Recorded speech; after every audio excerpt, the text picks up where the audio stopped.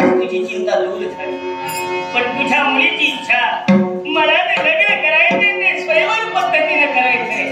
बाळ तुला कदाचित माहित नाही, स्वयंवर म्हणजे सुरावरची पोळी. आतापर्यंत कित्येक स्वयंवर मी माझ्या नेत्राला पाहिली, ते रक्तपात अजूनही विसरलेलो आहे.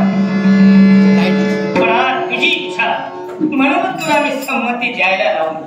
परमेश्वरा, ती सुद्धा बालपणापासून एकनिष्ठतेने भक्ती करते. अहो, माणसाचं जीवन असत आहे, ते सुख दुःखानं भरलेलं आहे.